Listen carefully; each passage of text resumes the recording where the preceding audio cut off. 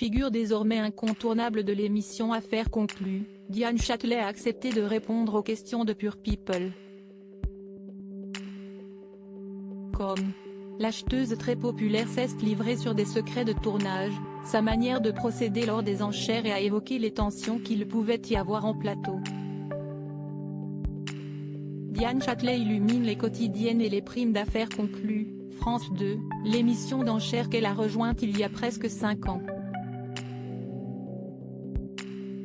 Sa personnalité pétillante lui a permis de conquérir le grand public et de devenir très populaire.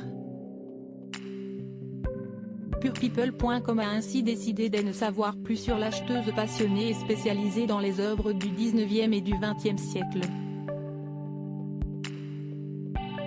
Son recrutement très rapide, ses plus beaux achats, ou encore les tensions qu'il peut y avoir en tournage. Diane Châtelet nous dit tout. Vous avez intégré l'équipe d'affaires conclue en 2018 et êtes une acheteuse récurrente depuis. Comment avez-vous été recrutée? Je suis arrivée dans l'émission en saison 2, c'était en octobre 2018. Et en fait, j'avais regardé l'émission un soir et je l'ai montré à mon mari qui m'a dit de postuler. Je ne connaissais absolument personne, ni chez Warner ni dans l'univers audiovisuel en général et j'ai envoyé une lettre de motivation et un CV, comme une bouteille à la mer. On m'a appelé le lendemain pour me rencontrer 3 jours après et 3 jours encore après je commençais à tourner. Pour moi, ça s'est fait très vite. Je trouvais l'émission avant-gardiste, distrayante et en même temps très didactique parce qu'on apprend tous. Et voilà, j'ai envoyé ma candidature comme ça, de façon très spontanée, sans me projeter.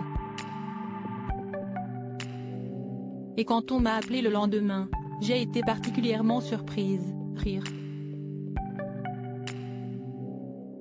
Comment vivez-vous le succès de l'émission et votre notoriété grandissante? Si est-il vrai que tout s'est enchaîné extrêmement rapidement mais avec une grande bienveillance. Certes, je n'avais pas cette popularité-là mais comme si est en lien avec mon métier, tout s'est fait très naturellement. Ce n'est pas comme si je devenais chroniqueuse dans une émission qui n'avait rien à voir, si est très complémentaire avec ce que je fais dans la vie et ça me donne une visibilité. Si est en cela que si est intéressant pour moi. Cette émission nous offre une visibilité qu'on n'aurait pas pu avoir autrement.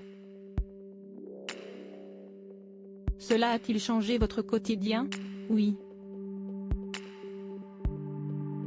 Les téléspectateurs qui nous voient au quotidien et que je rencontre plus tard en allant chez eux pour leurs objets d'art, ont déjà confiance en nous.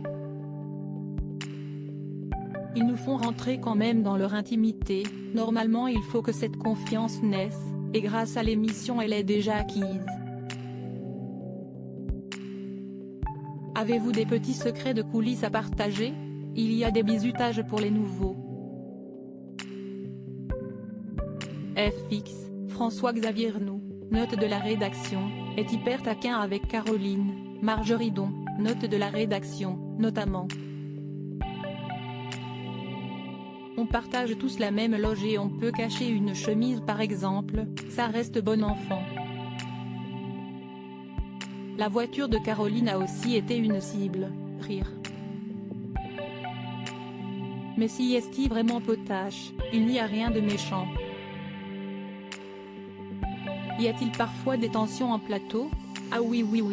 Ce qu'on dit souvent si est que dans la vie, on peut être amis mais sur le plateau, on oublie notre amitié, rire. Les affaires sont les affaires et on ne va pas se faire de cadeaux parce qu'on s'entend bien. Si est pénible dans ces cas-là, il faut faire totalement abstraction des liens qu'on a avec notre compétiteur. Ça m'est arrivé avec Marie, du Sordet, note de la rédaction, que vraiment j'adore. Toutes les deux, on avait eu un coup de cœur pour une œuvre et malgré le fait que Marie le veuille aussi, je n'ai pas lâché.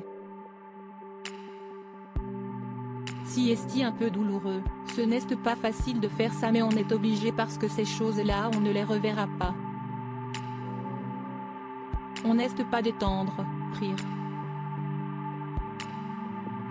Avez-vous déjà regretté d'avoir acheté un objet dans l'émission? Je fonctionne à la télé comme dans mon métier, les objets que j'achète si parce que j'ai un coup de cœur ou parce qu'ils ont une véritable importance dans l'histoire de l'art. Ce sont plutôt des choses rares mais je ne parle pas d'argent, je n'ai pas de considération financière. Ce qui me plaît, ce sont les objets. Du moment qu'il y a une force, des qualités d'exécution indéniables, une certaine rareté. Mais j'ai acheté des choses que je n'aurais jamais pensé acheter et qui pour autant sont fabuleuses. Alors, je n'ai aucun regret parce qu'en fait je ne suis pas celle qui achète le plus dans l'émission et je ne veux pas que les prix soient décorrélés de ceux du marché. Si est un souci d'honnêteté, je ne fais pas du show. On est totalement libre dans nos achats parce que si est notre argent et donc ils ne peuvent pas nous imposer un certain nombre d'objets ou une somme à dépenser. Mais on ne fonctionne pas tous pareil et parfois certains sont trop loin des prix du marché et on n'est plus dans le spectacle que dans la réalité.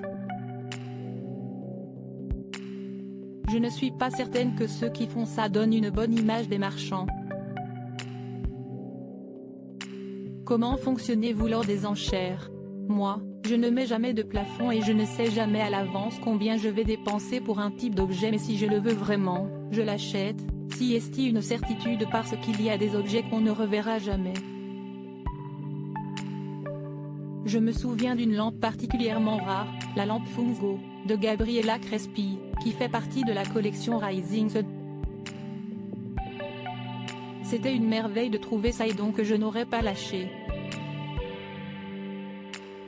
Les autres acheteurs ont pensé qu'il s'agissait d'une lampe de brocante et quand ils ont vu que je montais les enchères, et comme ils savent que je ne suis pas dingue et que je n'ai pas tendance à m'emballer, ils ont compris que c'était intéressant. Une autre fois, il y avait une tête de licorne en zinc, trouvée dans une décharge. Ça fait partie des très jolis objets pour lesquels j'ai craqué dans l'émission. Propos exclusifs ne pouvant être repris sans la mention de pour et péole. Comme